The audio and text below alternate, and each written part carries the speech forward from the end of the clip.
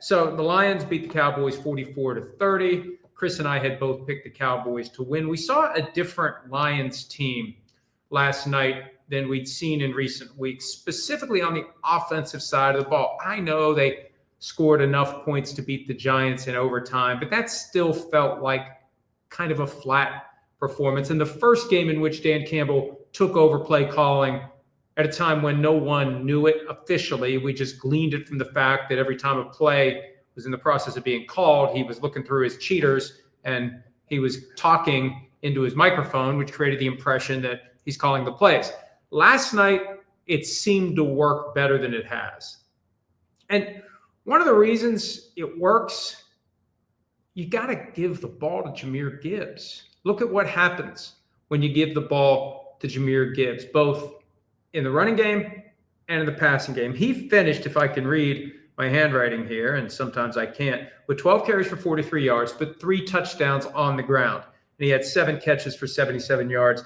And he's just got a nose for the end zone. When he starts moving, the defenders, more often than not, can't get to him. You gotta get him quick.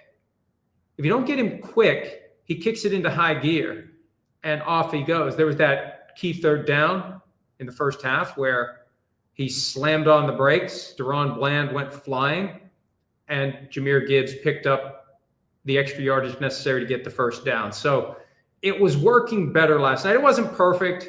Whatever that play was where they were trying to throw it to Dan Skipper, take that one out of the playbook. Let's not get too fancy. That's usually the kind of play we see from an offensive coordinator who's trying to become a head coach. Like, hey, look what I can do. Look, Ma.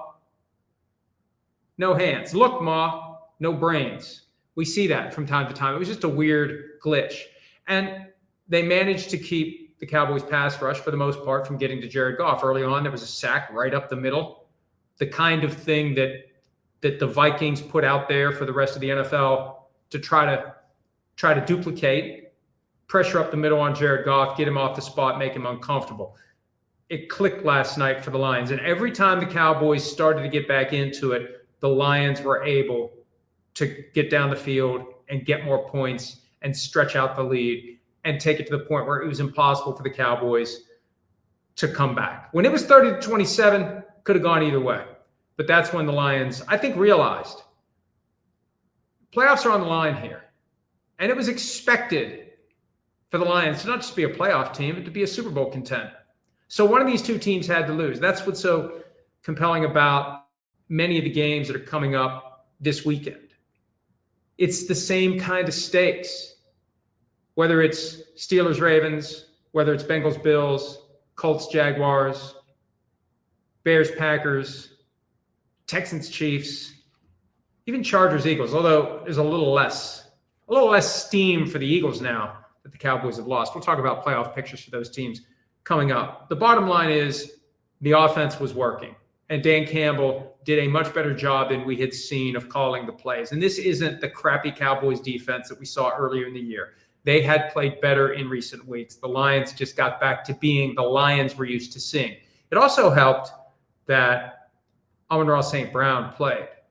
Dan Campbell created the impression after the loss to the Packers on Thanksgiving that St. Brown was going to miss a game or two with the ankle injury he suffered early against the Green Bay Packers. There he was. And at first I thought, if you saw the video of him walking in, it looked like he was being a little careful without trying to create the impression that he was being careful. Just take it slowly, move deliberately. But when it was time to play, he got it done. And he got enough catches, and it was inevitable he was going to do it this year unless he missed the rest of the season due to injury. He has the most catches of any player in the player's first 5 seasons. He passed Michael Thomas last night, the former Saints receiver who was doing all-time stuff in that offense in the latter years of Sean Payton and Drew Brees in New Orleans. 5'10" was the record. 5'11" is the new record, and Amon-Ra St. Brown has 4 games left to add to it. So having him there helped the offense too. There were some big moments late in the game when you think they're going to run. They softened up a little bit. The Cowboys defense did, and Amon-Ra St. Brown made a big catch, got the ball down into what ultimately was third touchdown range for Jahmyr Gibbs. I neglected to mention Jahmyr Gibbs has now caught Barry Sanders for the most total touchdowns before turning 24. That's a very specific stat that is unrelated to how many games someone's played or how many seasons they've played. Regardless, before the age of 24, Jahmyr Gibbs has 47 total touchdowns. And if they use him like they did last night, he will have a lot more. That's not to say they should ignore David Montgomery. He has a role. But if Gibbs was in an offense where he was the guy, he'd be an MVP candidate. And credit to him for not saying anything, doing anything to suggest frustration with the fact that he could be regarded as one of the best players in the game with the most impressive stats and the awards that go along with it. It'll be interesting to see what happens when the season ends and he's eligible for a second contract.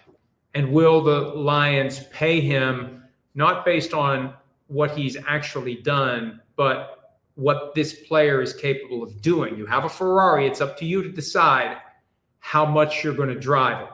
But you've got a Ferrari in Jahmyr Gibbs. You got to pay accordingly for that Ferrari. Hi, it's Mike Florio. Thanks for watching PFT on YouTube. Hit subscribe for the latest news and analysis from Pro Football Talk.